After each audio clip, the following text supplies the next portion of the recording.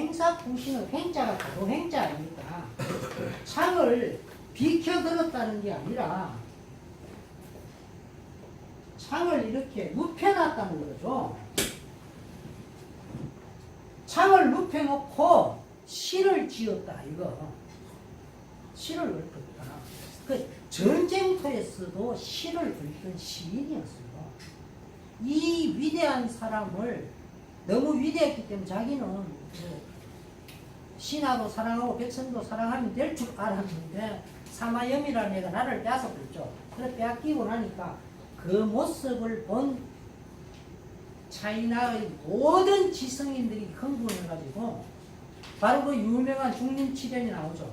완적, 해강 뭐 이런 사람. 남자기 사람은 좀 거짓말하고 주영 이런 사람이 있는데 두 사람만 절개를 들고 꼿꼿하게 지킨 사람이에요. 중림치변 중에. 그 완적은 제가 전에도 그랬습니다만은 술에 취하면 그 수레를 타고 미친 듯이 타고 가다가 길이 끝나는 곳에 가서 통곡을 하고 돌아왔던데 옛날에 사실 길이라는 게 수레를 타고 갈 수 있는 게 계속 이어지진 않고 어느 지점 가면 또 못 가죠. 그리고 해강은 그 유명한 공자의 음악론의 정면으로 반박을 하던 음악 이론가였는데 이런 음악 이론가는 그 이상한 말을 했어요. 음악에는 음악 그 자체에 슬픔이나 즐거움이나 아니면 정이라든가 그런 게 없다라고 했어요. 이게 아주 독특한 말인데 예를 들어서 칸트가 그와 같은 말이에요. 우리가 영화를 보러 갈 때 재미있어가지 정의로움을 가슴에 품으려고 가는 게 아니죠. 일단은 재미있어서 갑니다. 물론 뭐 택시 운전사나 암살 같은 경우는 가슴에 정의로움을 품고 돌아오기도 하는데 일반적으로 영화를 볼 때는 안 그렇죠. 이걸 칸트가 이야기했는데 그 이야기를 차이나에서는 200년 중 사람, 200년에서 300년 그때 이미 이야기했어요. 성부애랑론이라는 것을 이야기했는데 이 위대한 음악가가 그 사마소가 그 진나라 정권 그러니까 조조를 덮었던 정권에 벼슬 하라고 하니까 안 한다고 했어요. 안 한다 그냥 죽여버리죠. 그 죽여버리는데 그래서 마지막 소원이 뭐냐 하니까 내 금은고나무 타다가 죽겠다. 그것도 또 그날따라 마침 또 청색 옷을 입었는 거예요. 날씨는 또 무지하게 추웠고 그래서 그 현장으로 가는데 그때 그 대학생들 궁중의 대학생들이 3,000명이 울면서 뒤를 따랐대요. 황제한테 이야기가 안 돼가지고 따르고 백성들은 운집하듯이 따라가는데 혼자 그 광릉산이라는 음악을 연주하고 모가지가 잘렸는데 이거는 뭐 완전히 하나의 영화보다 더 영화답죠. 청색의 옷, 그리고 막 햇살 좋은 날, 그리고 뭐 모가지가 날아갈 때 피, 그 속에 당시 중국 최고의 음악가가 연주하는 음악. 이게 이제 실제 있었던 드라마죠. 그러면서 다 타고 나서 이제 이 음악은 없어지겠구나 그랬는데 뜻밖에도 그 음악이 지금까지도 남아 있습니다. 그래서 아마 여러분들이 그 유튜브 같은 데 들어가가지고 광릉산이라는 거. 광릉산은 저 음악입니다. 그 자객이 이렇게 그 마음에 안 드는 놈을 죽이러 갔는데 그래 가가지고 뭐 별로 성공도 못하고 이 자객이 죽는데 그런데 이 사람을 죽이는 그 사람을 하고 나면 자기 얼굴을 확 다 지리게 버립니다. 기도 차고 헛소리 하는데 왜냐하면 자기 때문에 가족한테 피해가 돌아갈 거를 염려해가지고 그래가지고 시신이 하나 버려져가 있는데 뭐 어떤 안중근 비슷한 사람이죠. 안중근의 시신이 있는데 그 시신을 누나가 봤어요. 누나가 보고 난 후에 하는 얘기가 내 가족의 안위를 위해서 너의 이름을 숨길 수 없다면서 이름을 물어보죠. 그래서 그 사람이 지금까지 전해지고 있는데 그 이상한 그것을 가지고 노래 지었던 게 광명산입니다. 해강 역시 그걸 하고 그 음악을 마지막 타고 죽었는데 그 불의했던 정권, 즉 박정희 비슷한 저 공화당 자식들, 이승만 정권 같은 거였죠. 그 불의의 정권에 차이나의 모든 지성인들이 다 저항을 했죠. 그러니까 이 불의의 정권은요, 그 집의 아들, 딸까지도 전부 다 불의를, 정의를 지키지 못하죠. 그래서 그 파랑의 난이라 그래가지고 그 사마염의 아들이 처음 다 자기들끼리 한 200년간 전쟁을 칩니다. 그 속에 예술의 시대가 열려요. 왜? 위에가 타락을 해보니까 예술이 뜻밖의 꼽히는데 우리가 잘 아는 도연명 그리고 왕희지 그리고 중림칠연의 음악과 해강 이 위진남북조 시대는 육아에서 좀 멀리 떨어져 가지고 예술의 시대가 열립니다. 그래서 혁명이라는 거는요 꼭 무슨 정치적 혁명이 아니라 예술에서도 혁명이 일어나고 그래서 저도 지금도 제가 차이나 전역에서 당신이 언제 태어나서 살다가 죽고 싶냐면 저는 위진남북 쪽에 살고 싶어요. 그 자유로운 영혼 그러고 이미 그 사마시 정권이 타락해가지고 저기에는 벼슬 하지 아무도 안 간다라는 것을 전제하고 선비들이 자기 가슴을 스스로 찧어대면서 노래했죠. 그래서 지금 뭐 중국에서 최고 위대한 시인은 200이냐 누구냐 뭐 그 앞에 누구냐 도연명인가 보냐. 도연명은 세계에서 가장 위대한 시인이죠. 왜냐하면 200도 도연명을 닮으려고 그랬고 두보도 도연명을 닮으려고 중국에서 그 도연명 빼고 최고 위대한 시인이라는 소동파까지도 도연명을 닮으려고 해가지고 소동파는 도연명의 시에다가 화답시를 400수나 썼어요. 평생 400수 쓰기도 힘드는데 오직 도연명한테 화답시만 400수를 냈어요. 그만큼 우리에게 저 시대는 무언가 이미심장했죠. 그리고 위진남북조가 있었기 때문에 당시가 나오죠. 당나라 그 당시 세계 최고 위대한 시인의 나라잖아요. 당나라. 당나라는 사실 시인의 나라니까 우리가 양귀비가 어쩌고 저쩌고 이러면서 자꾸 욕을 하는데 그 현종이 바보가 아니라 그 사람이 천재였어요. 전쟁에서도 천재였고 막 철학과 이 시에서도 천재였기 때문에 그때 200가 도도가 나오죠. 왕이 그랬기 때문에. 그리고 그 사람이 장자를 경이라고 남아경이라고 처음 불러줬습니다. 하고 자기가 직접 주석도 달고. 마치 세종대왕의 아들 세조 수양대군하고 갔는데 수양대군 여러분 마법인 줄 알 거 아닙니다. 수양대군은 천재라 가지고 지금까지도 수양대군이 번역한 금강경을 뛰어넘는 번역이 대한민국에 없어요. 그렇게 뛰어났기 때문에 그럼 양귀비는 도대체 뭐냐? 그거는 어떤 나라가 망하는 거는 여자 한 명 때문이 아니죠. 절대로 아니에요. 괜히 이 사람들이 지금 정치 못해놓고 여자 욕하는 거죠.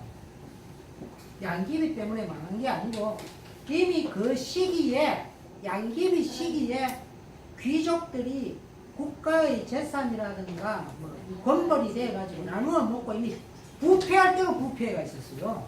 그러니까 그 역사 연구하는 사람 양귀비하고는 상관이 없다고 해요. 그런데 민중들은 그게 아니었죠. 양귀비를 죽여주면 황제가 양귀비를 죽이면 우리가 전쟁 치러 가겠습니다 이랬죠. 양귀비를 안 죽이고 그때 당나라가 망했으면 알록산의 시대가 되는데 알록산은 우리 민족이죠. 노동반도에서 태어났고 우리 돌궐 저쪽에 동이족이었어요. 그래서 그랬더라면 뭐 또 좋았으면 사사명이도 그렇고 그랬는데 어쨌든 그래가지고 그것을 알고 양귀비가 자살을 했지 않습니까? 병사들이 전쟁 치러 가진 않고 양귀비를 죽여달라고 하니까 아이 당나라 병사 그 자식들 참 나쁜 놈이죠. 왜 여자를 죽이고 전쟁 치러 가려니까? 잘못한 거는 뭐 현종도 잘못했지만 그 신하들 보력사라든가 뭐 군벌들 이런 사람들이 잘못했지. 일단 그래 됐는데 그런 일이 있었습니다. 그래서 오늘은 이것저것 이야기하면서 제가 이제 오늘 여기에 대해서 자꾸 이야기가 되는데요. 언어에는 중심이 없다는 것을 가지고 이제 또 다시 또 다음 테마를 넘어가면요. 이제 먼저 종교란 무엇인가 아까 제가 말을 하다가 말았는데 종교를 보는 많은 관점 중에 제가 이제 이게 가장 탁월하다고 느끼는 건 에밀 디르케임이 하는 말인데 종교는 일단 집합적이다. 집합적이라는 것은 공동체가 뭘 믿는 거다. 그죠? 이 공동체는 집합적 표상을 만들어요. 그러니까 뭐 토템이라는 것도 조선 그 반도 저 위에 있는 사람들 곰 토템을 집합적 표상으로 만들죠. 집합적 표상이 만들고 거기에 봉사케 하는 것인데요. 이걸 다른 말로 하면요. 그리고 종교는 끝없이 공동체의 가치를 창조해 가는 거다 이렇게 되죠. 그럼 종교가 공동체의 가치를 창조해 가는 것이기 때문에 애수도 필요 없고 석가도 필요 없어요. 우리 시대의 가치가 뭐냐 이거를 창조해 나가면 그게 종교다. 이게 에밀 디르케임의 말이니까 저는 종교에 대해서 많은 사람이 이야기를 하는데 무슨 뭐 종교는 원시 종교가 어떻게 하는데 호주의 원주민들한테까지 가서 원시 종교를 연구해 보니까 자기들의 집합적 표상, 집합적 가치에 긍정적인 것은 긍정하고 축제할 때마다 부정적인 것은 탄압하고 하더라고요. 그러니까 원시 시대부터 지금까지 종교는 집단 가치, 집단 가치를 창조하는 거였다. 이제 그런 건데, 자 그래서 유학이라는 게 과연 저게 종교가 될 수 있느냐? 공자는 공동체의 가치를 창조한다고 그토록 오랜 시간 13년간 떠돌아다녔기 때문에 그 종교가 맞습니다. 단지 예수 같은 사람, 석가 같은 사람은 없죠. 그리고 유학은요, 언어를 하나 읽어보면 이 책은 도대체 무엇을 말하고자 하는지 몰라요. 예를 들어 성경은 하느님이 위대하다든가 뭐 불경은 가만히 보면요. 건강경도 그렇고 반야신경은 조금 다른 이야기는 하지만 뭐 반야신경이나 건강경이나 크게 다르지는 않습니다. 이게 반야신경은 현장이 수십만 자를 이렇게 260자로 딱 따로 뽑아놨어요. 뽑아놔서 우리가 지금 이해를 잘 못하는데 거기에 인신론과 형이상학을 이렇게 건강경은 형이상학 쪽이고 반야신경은 인신론만 딱 뭉쳐놨어요. 자 그런데 불교는요 위대한 놈 위에 또 위대한 놈 위에 또 위대한 놈을 어떤 가치를 위대한 가치를 끝없이 찾아가요. 그러니까 최종적으로 뭐 무의라고 하든지 열애라고 하든지 가장 위대한 거는 전부 다 석가모니한테 몰아주죠. 여긴 중심이 있습니다. 그런데 아까도 제가 드렸습니다만은 공자는 중심이 아닙니다. 나는 단지 그 인민을 스승으로 삼으려고 했다. 인민에게서 배웠던 사람이다. 그리고 그 논어에 나오는 유명한 말이 있지 않습니까? 공자가 어디 간들 스승이 없겠으며 누구에겐들 배우려고 하지 않았겠다. 공자는 그런 사람이었어요. 그래서 지보다 못난 사람한테도 배운다. 바로 삼인행 필류화사죠. 그래서 논어에는 대장이 없습니다. 대장이 없는 것은 그런 점에만 있는 게 아니라 가치 또한 그렇습니다. 논어에는 인이 109번 나오고 분자가 107번 나오고 예가 85번인가 이렇게 나오는데 이 중에 무엇이 가장 중심 가치인지도 분명하지 않습니다. 인, 예, 분자, 의 뭐 이런 것들이 중요합니다. 그래서 또 그것을 설명해 나가는 방식도요. 제가 이것 때문에 일부러 플라톤의 국가론을 다시 또 이제 뒤져보게 됐는데, 역시 그리스 철학은 독재의 성격을 갖고 있어. 소크라테스가 국가론에서 아주 이상한 말을 합니다. 반드시 공부해야 될 게 있는데 하나는 수학이고 하나는 기하학이고 하나는 천문학이라고 했어요. 세 가지는 공부해라. 그리고 또 아주 이상한 말을 합니다. 선의 이데아가 최고다 이 말을 합니다. 아니, 책 속에 최고다가 나와요. 그런데 너는 처음부터 다 읽어보세요. 최고다라는 말 없습니다. 그러니까 소크라테스가 그토록 관심을 가졌다는 것은 착할 선자 선의 이데아니까 윤리학이었다는 거죠. 그 사람은 무엇이 최고다라고 말을 합니다. 역시 히랍 사람들 소크라테스 죽고 나서 얼마 안 가서 거대한 제국이 나오죠. 뭐 최고 이런 거 자꾸 찾으면요 최고의 공삭해 합니다. 온 나라 사람을. 그러니까 알렉산더라는 독재자가 나오지 않습니까? 그래서 거대한 제국을 하나 만들죠. 그래서 아리스토텔레스까지 쭉 읽어보면 얘들한테는 하나의 사고를 자꾸 수렴합니다. 그리고 이데아라는 것도 부수적 가치를 전부 다 떨어내고 속성을 떨어내고 가장 본질로서 이것을 찾아가는 거죠. 그러니까 이들한테는 중심을 찾아가는 게 있으니까 그것과 기독교는 맞아떨어지죠. 기독교는 하여간에 유일신 예수한테 시비 걸지 마 이거 아닙니까? 시비 걸면 기독교 신자 아니죠. 그래가지고 이것만은 절대로 양보하지 않죠. 유일신 예수. 그러니까 양보 안 하니까 그거 안 믿겠다면 계속 죽여요. 지금 인류 역사상 기독교가 죽이는 사람이 제일 많죠. 그래서 이 언어에는 자 조금 전에 제가 말씀드린 인을 설명하는 방식도 109번의 인을 설명하는데 중심이 없습니다. 그렇게 난사반 것 같아요. 그러나 그 난사반 것들 하나하나가 다 가치가 있다고 구체적으로 설명하니까 우리 그게 낫죠. 뭔가 잘라내버렸을 때 배제당하죠. 배제당하지 않습니까? 예를 들어서 요즘 학교가 아주 이상해가지고 1등을 위해서만 존재한다고 하는데 선생이 아예 1등 아니면 가르치기가 싫대요. 자기 말을 못 알아듣니까 학교 이상하게 만들어놓고 있어요. 그러니까 애들은 뭐 수업 시간에 공부 좀 못하는 마음대로 걸어다니고 선생도 막 때리고 이러는데 이게 수업을 그래 만들어 버렸어요.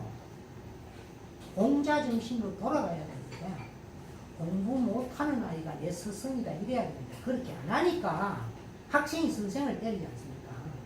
저는 학생이 선생을 때리는데 저 양산에서 저보고 좀 이야기 좀 해달라고 선생님들한테 이야기했는데 우리나라 교사 중에 학생이 선생을 때렸는 것은 저는 이해가 가는데 선생이 학생 때리는 건 이해가 안 갑니다. 선생님들 너무 힘들죠. 왜 이해가 안 가느냐. 학생은 인격적으로 미성숙된 존재고 선생은 성숙된 존재다 이거죠. 미성숙된 존재가 중구난방 선생을 한 방 때릴 수 있다 이거죠. 그 선생이 한참 맞았을 때 선생이 너무 억울하고 분해가지고 3일간 출근을 안 하고 있다 이런 기사를 신문에서 볼 때마다 저는 이해할 수 없다. 왜? 선생이 자기가 가르치던 학생한테 맞았으면 어떻게 해야 됩니까? 왜 너 내한테 주먹으로 니하고 소통을 해야 되느냐? 우리 말로가 할 수 있나? 그렇게 말하고 괜히 수업을 다 했더라면 애들이 그 다음날 난리 나겠죠. 니 인마 선생님한테 그러면 안 돼 이러겠죠. 그렇게 그 아이는 깨닫고 배울 텐데 선생이 억울하다고 집에 가가지고 3일간 안 나오고 이제 그럼 뭐 학생들은 무오류의 존재입니까? 학생은 오류가 선생보다 더 많죠. 처음부터 공자의 마음으로 애들을 가르쳤다면요. 저는 안 그럴 거라고 생각합니다. 그리고 저 독일에서 제야학자로 유명한 송률 교수가 경향신문에 한 면 다 글을 올려놨는데 다른 글은 몰라도 이건 좀 틀렸는데 이렇게 많이 들었는데 그분한테 말씀하세요. 옹보이 지신하면 스승이 될 수 있다.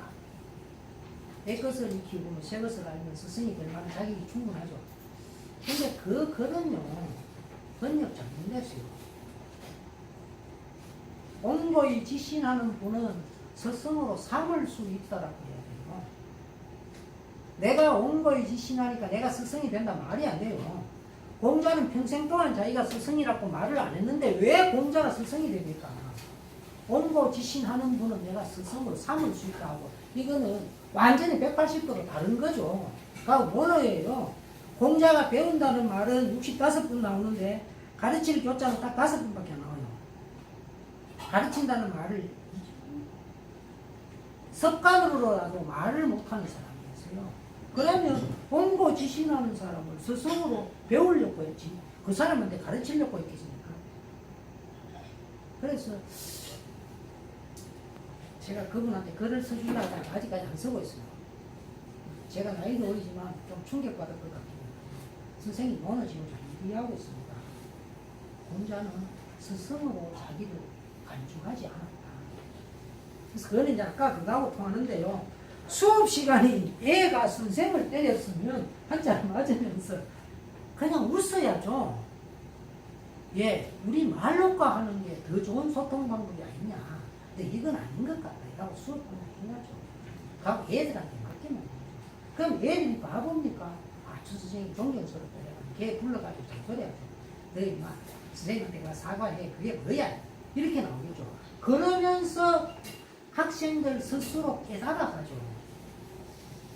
왜 억울하고 분통 터진다고 3일 동안 출근도 안 하고 병원에 가가지고 뭐 그 다음날 학생을 고박하니 안 하니 뭐 그런 말 하다가 슬그머니 없어지고 선생이 아이한테 맞아가지고 학생을 고발한다는 그 꼴이 그게 나 읽을 때 참 너무 이상해요. 애들은 선생을 때릴 수 있다. 선생은 애를 때리면 안 된다. 그 마음이 가슴에 있을 때 애들이 선생을 때려요. 선생 중에 이상한 사람 있잖아요. 제가 어릴 때 학교 다닐 때 보니까 지 성질 나가 애 때리다가 자기 성질을 못 참아가지고 옛날에 그 타이어표 스리퍼 벗어가지고 여기서부터 때리기 시작하면 저 구석까지 따라가면서 때리게. 그 사람은 약간 미친 사람이죠.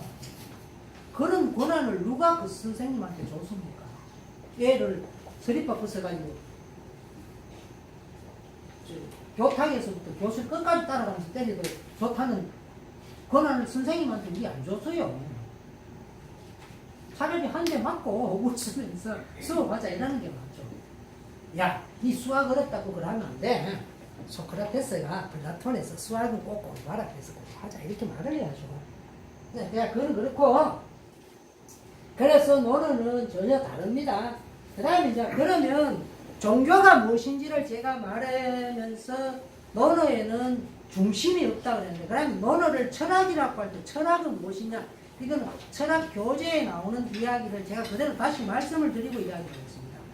철학 교재에서 우리 시대에 가장 유명했던 건 아마 그게 한국에 소개된 게 1960년도 이전부터였는데 프랑스에서요. 프랑스는 약간 귀족 나라입니다. 영국도 귀족 나라고 덴마크 이런 데도 왕 이런 놈 한 놈 있죠. 나는 그 다이애나 비가 뭐 여왕이다 그러면서 우리나라 학생이 찔찔 울고 이러면 꼴보기 싫은데 그게 무슨 다이애나 비냐 그 잘 삐지지. 그다음에 민주주의 국가에서 막 무슨 왕비가 뭐야 자식아. 그냥 발로가 차 뿌리는 거지 그냥 삐지는 거야. 말도 안 되는 짓을 울고 앉아가지고 시키고. 내 제일 밥 맞는 거 약간 강대국인데 일본의 천황인지 똥막대기인지 비슷한 거 그거를 존경하고 앉아가지고 영국에는 막 찰스 황태자인지 뭔지 그 자식이 맨날 바람 피우러 다니잖아요. 그걸 왜 존경하고 있어요? 하여간에 그렇지 않은 것 같지만 프랑스도 그래요. 프랑스 소르본노 대학이 출신이 어디 가서 강의하면 마을 주민까지 막 벌떼까지 모여들어서 강의를 들었고 그 나라는 제가 정확히는 모르는데 등록금을 안 받으니까 또 강의실에는 할아버지 할머니 주민까지 다 들어오게 돼 있어요. 그래가 소르본노 대학의 어떤 사람 이름이 아마 진례인가 뭐 그런 것 같은데 강의하러 온다. 철학 강의 처음으로 온다 그러니까 한번 듣자 이래가지고 수없이 많은 사람이 왔는데 칠판에 뭐 철학이란 무엇인가 이렇게 쓴 것 같아요. 제가 뭐 불어를 잘 모르니까 뭐 어떻게 썼는지 모르는데 아마 갤러스 소저 또 S가 필로소피인가 뭐 이상하게 썼는 것 같아. 그래가지고 그래놓고 그 다음 답이 아주 이상했어요. 나는 하나도 모릅니다. 지가 철학이란 무엇인가 칠판에 적어놓고는 모른다고 그러고 리얼이라고 적어놓은 거야. 그러니까 사람들이 확 웃어버렸어요. 철학이 무엇인지도 모르는 놈이 철학 교수가 돼가 우리한테 왜 왔냐 이렇게 이야기하는 거죠. 근데 이게 정말로 의미심장하고 정답이었어요. 철학은 무엇이라고 아는 게 아니었어요. 그래서 이 사람은 철학의 정의는 내리지 않고 뜻밖의 철학의 성격을 말해줍니다. 철학에는 우리가 무엇이라고 하는 조금 전에 소크라테스가 그렇게 암기하라고 했던 천문학, 수학, 기하학 같은 거하고 다르다 이거죠. 정답이 존재하지 않는다. 정답도 존재하지 않을 뿐더러 자기 자신의 철학도 그렇고 어떤 사람의 철학도 항상 모순되고 충돌될 거예요. 그러면 철학은 근원적으로 모순되는 것을 반격을 받으니까 틀린 거죠. 정답도 없죠. 없으니까 모른다 그래야 되죠. 그러니까 모르면 어떻게 해야 되느냐. 죽을 때까지 알렸고 몸부림치는 순례자가 돼야 된다. 이렇게 이제 끝을 잘 냈는데 그 사람 그날 철학 강의 참 잘했는 것 같아요. 그런데 논어를 보면 공자가 끝없이 질문을 던지고 걸어가고 나가고 하고 있습니다. 내가 안다 소리 잘 안 해요. 그럼 심지어 자로가 뭐 좀 아는 척하니까 야 임마 모르는 거는 모른다 하고 아는 거는 안다는 게 그게 아는 건데 니는 왜 그래 이렇게 말을 해주죠. 이걸 도대체 최근에 한 50년 전에 프랑스로 아니고 2500년 전에 알고 있었던 분이 공자였어요. 그래서 공자를 연구하는 서양의 철학자들은 전부 다 그래요. 공자는 가장 21세기입니다. 20세기에 그런 말을 했어요. 가장 21세기입니다. 제가 아까도 말씀드렸죠. 중심이 없다라든가 무엇인지 모른다라든가 그런데 맹자를 읽으면 자신만만하게 안다 그래요. 아, 이 사람 좀 쓰레기과예요. 쟤는 뭐 저래 애가. 맹자 여러분 읽어보세요. 자신만만해요. 그럼 속이 시원하고 막 그래요. 그런데 맹자를 너너보다 더 좋다는 분 굉장히 많아요. 근데 그건 아니다 이거죠. 그건 철학이 될 수 없다. 그래서 제가 아까 도덕경, 대학, 중용 이거는 쓰레기라고 했죠. 제가 안 그래도 책을 그 제목을 그래 달 겁니다. 대학, 중용, 도덕경은 쓰레기다 이래가지고 책을 읽는데 도덕경도 막 처음부터 자신만만하죠. 도를 도라고 말한 것은 도가 아니야! 이라고 해가지고 시키고 이래 이거. 이상한 놈이에요. 그 다음에 대학은 뭐 수신제가 치고 평천하고 웃기는 소리예요. 사람은 이마 공부하는 이유가 뭐 호떡 장사라도 하나 하고 시골에서 이마 뭐 감자라도 키우면 되는 거지. 황제가 될 수 있는 사람 딱 한 놈밖에 없는데 이게 막 이거 학문이야 이렇게 당장 이상하지 않습니까? 수신제가 치고 평천하. 제 같은 꼬라지 죽을 때까지 공부한다고 평천하는 대통령 되겠습니까? 못 됩니다. 그 재수 좋으면 한 놈밖에 안 되죠. 한 놈을 위한 철학. 아주 웃기는 거예요, 이게. 그리고 중용은 이게 막 처음부터 끝까지 막 허풍으로 가득 차 있죠. 천명지위성. 천명을 성이라 한다. 새끼들 참 재미있어요. 걔들은 무슨 단언적 선언으로 딱 말을 지나는 이거는 뭐 나는 하느님이다 하는 성경보다 더해요. 이들은. 그래서 제가 쓰레기다 했죠. 니들은 철학이 될 수가 없다. 공자의 발가락에 낀 때만큼도 안 된다. 우리나라 사람이 일본 놈을 발가락에 낀 때보다 뭐 시시하게 얘기죠. 그래서 어떤 저 영국인으로서 한국에 25년 기자한 사람이 그 말을 하대요. 한국인들은 일본인들을 발가락에 껴보라고 하창적이다. 사실 좀 그거 맞는 것 같아요. 일본인들을 우리가 때리거나 여행 오거나 이러면 그러지는 않는데 마음속으로 존경하는 마음은 별로 없는 것 같아요. 하여간 제가 그래서 그걸 솔직하게 이야기하다가 딸한테 욕 굉장히 먹었어요. 일본 애들은 막 애도 작고 막 못생겼고 막 어드렁이 나오고 걔들 뭐 그리 생겼어 이랬더니 하여간 아빠는 도대체 생기는 것 가지고 아까부터 왜 아이 아빠 시시해 이래가지고 더 이상 말을 못했어요.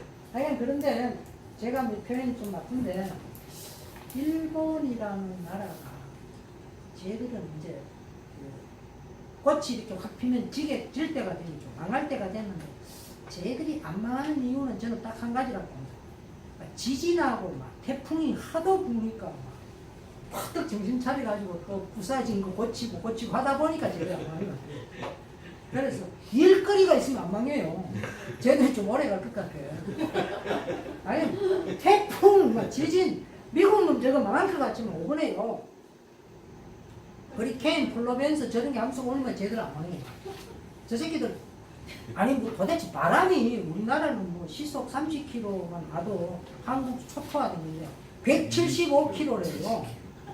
거기다가 무슨 도시가 3m가 물에 잠겼더라 그러더라고. 그래가 그 전부 다 호수가 됐거든요. 이야, 저 나라 저라면 죽는 놈도 좀 있고 또 안 망할 거예요. 그래 그냥 고치고 하니까. 그렇지. 안 망할 거라고 생각해요. 우리는 남북 통일 이것만 빨리 일을 성사해버리면 절대로 안 망하죠.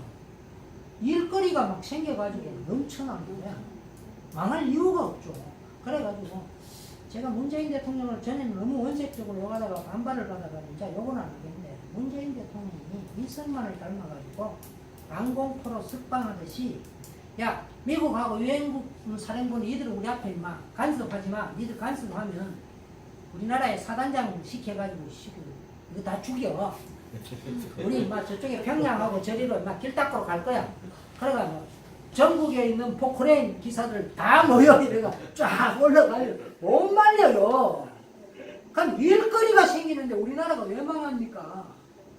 그러면 미국이 잔소리하면 미국하고 싸우는 바람에 또 일거리 생기죠. 지금은 월남전이나 6.25 같이 대한민국 한반도 사람을 500만 학살한다 이 생각 뭐 할 거예요. 지금은 전 세계 여론에 그런 게 있어요. 그래서 방역 있게 나가면 되지. 바보 같은 게 매 눈치나 보고 탄소리 하고 좀 문재인이는 사실 제가 안 좋아하는데 그분 부인이 좀 부인이 너무 마음에 들었어요. 욕하다가도 좀 미안한데 와, 그 부인은 막 세계 그 퍼스트레이 중에 최고야. 몸빼 입고 막 털털한 게 막 노래도 안 되나 하면서 그러면 그런데 이와 같이 정리되고 뭔 헐석같처럼 앉아가지고 고상한 척하고 깨닫는다 하고 그런 거하고는 아무 상관이 없습니다. 그리고 가르치는 방법도 다르고 예를 들어서 또 하나를 이야기하는데요. 언어에 나오는 예란 무엇인가? 예를 가만히 보면 예는 에티켓, 뭐 예의 범절 이런 거는 약간 들어가 있고 또 예를 이데올로기로 설명합니다. 국가를 다스린 이데올로기. 그리고 예는 또 음악입니다. 얘는 또 시이기도 하고요. 그러니까 하나의 개념이 지금 제가 들었는 것만 4가지 아닙니까? 중심이 없다 이거죠. 이런 식으로 전체적으로 예라는 걸 이해를 해야 되죠. 그러니까 우리가 신제요의 판소리가 혁명사상이 될 수 있죠. 제 지금 뭐 밥딜란의 흉내를 안 내도 좋은데 방시혁이라는 사람, 저 사람은 아마 야심만만할 텐데 다음에 나오는 BTS의 노래가 반전을 담고 미국하고 한판 붙을지도 모르죠. 과연 전 세계의 팬이 막 들끓어오겠죠. 지금 미국인 제외하고 전 세계 사람이 미국 사람 다 좋아합니다. 이건 미국은 저거가 알아요. 그래서 그때는 저 뭐 앨범 팔리는 게 아마 지금 팔리는 것보다 100배쯤 더 많지 않을까 생각되는데 10년 노벨 문학상. 네, 그 노벨 문학상도 받을 수 있고. 하여튼 그래서 우리가 생각했던 거하고 전혀 다릅니다. 이때까지 생각하기에는 유학은 딸딸딸딸 외워가지고 너는 전부 다 외워가지고 말하는 거라고 생각했는데 가만히 보니까 너는 그런 게 없죠. 외울 수 있는 게 없어요. 외워서 설명할 수 있는 게 무슨 너무 무슨 음악도 들어가고 시도 들어가고 이데올로기도 들어가고 에티켓도 들어가고 효도 들어가고 막 그래요. 그 이거 어떻게 설명해요? 뭉쳐서 다발로 이렇게 뚱뚱뚱 막 돌아다녀요. 그러니까 설명하기 어려운, 그리고 중심이 존재하는 게 아니라 부수적인 것들이 각각 알아서 따로따로 놀면서 차이나의 철학을 형성하고 있었는데 이거를 주희이런 애가 나오가 완전히 다 망쳐놨어요. 자, 그 다음에 공자와 스승의 문제 이제 이야기 넘어가고,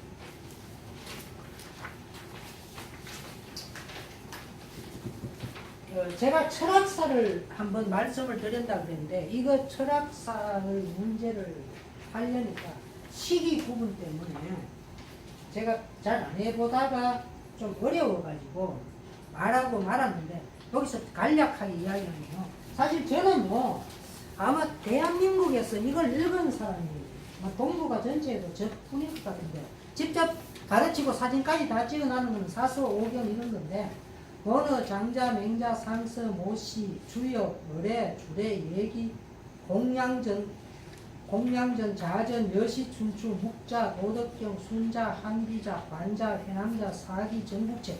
한나라 이전에 이거 다 읽었습니다. 그 이후 거도 있지만 이걸 직접 다 읽었어요. 이 글자 수가 200만 자입니다. 그렇게 요것만 해가지고 딱 200만 자인데 여기에 책 한 권마다 10권 이상이 되니까 2천만 자, 뭐 이렇게 4천만 자 이렇게 읽었는데 읽었기 때문에요. 이렇게 쓱 보면 이 문체가 다르다는 것까지 제가 다 느껴요. 그래서 주역은 이게 문체가 아주 독특해가지고 뭐 고대에 있었다라고 이름이 주역이니까 그냥 역인데 주자를 왜 붙여놨느냐. 이거는 은나라 역이었으니까 자기들이 주라는 말을 붙였다. 그거는 유추할 수 있는데 이 책은 설명하기 어렵다. 그랬더니 역시 최근에 중국 책에서 지금 현재의 주역은 BCE 4세기 말에 나왔다 이렇게 이야기하는데 이것도 공자가 죽고 150년 뒤에 나온 겁니다. 그런데 공자가 주역을 딸딸딸딸 여하가 위편 3절 했다는 거짓말 됐거든요. 이거는 내가 어제 알았어요. 어제. 그 전부터 자꾸 그랬어요. 지금 제가 썼는 책 속에 공자는 이 책 속에 역을 읽지 않았다. 그러고 주역의 사고방식은 공자하고 맞아떨어지지 않는다. 왜? 공자는 질문을 던지고 대답하고 잔소리 듣고 뭐 제자하고 뭐 다투기도 하고 이렇게 하면서 자꾸 알렸고 예를 쓰는데 뭐 길하다 흉하다 길하다 흉하다 길하다 흉하다 이런 거를 왜 좋아하겠느냐. 그래서 논어에는 길자는 엉뚱한 걸로 나고 흉자 딱 한 밖에 안 나온다. 그러니까 자기가 만약에 암기를 딸딸딸딸 했으면 논어 속에 많이 나와야 되는데 글자조차도 안 나온다. 그래서 이거 거짓말도 말이 안 된다. 제가 이 책 속에 그걸 계속 언파하고 있었는데 과연 주역이라는 그 원형이 각골문으로 만약에 나오기라도 하면 기원전 1000년 전에 은나라 때 거라고 볼 수 있는데 왜냐하면 이름 앞에 주자가 딱 들어가고 있어요. 그 바람에 여기 있었는데 이거는 우리나라의 책이야. 이래가 앞에 주자를 딱 메이드인 코리아처럼 메이드인 줄을 붙여놨다 했어요. 그러니까 그 이전에 있었는 것 같다. 그러고 이런 문체가 이 200만 자 속에 안 나옵니다. 주역 제외하고는. 그래서 이 책은 좀 이상하다 이래 보는데 여기 있어요. 책을 제가 조금 소개했습니다. 하여간에 책 중에 책은 이 책 중에 가장 고전이라고 부를 수 있는 논어밖에 없습니다. 논어라는 책이 나오고 나서 나중에 다 책을 만들어 놓고는 논어보다 앞서닦고 계속 거짓말하는 거예요. 그러니까 장자는 아주 독특합니다. 장자는 맹자하고 비슷한데 공자 죽고 한 150년 뒤에 나오는데 요 책은 책을 쓴 목적이 공자 욕을 갖고 쓰는 것 같은데 그것만은 아니고 책 속에는 아주 자유분방한 사유방식이 들어있고 전체 주제는 이제 내 편만 갖고 이야기할 때 뭐냐면 그 백가쟁명에서 자기들의 주장이 어떻다라는 것을 이야기하고자 합니다. 그리고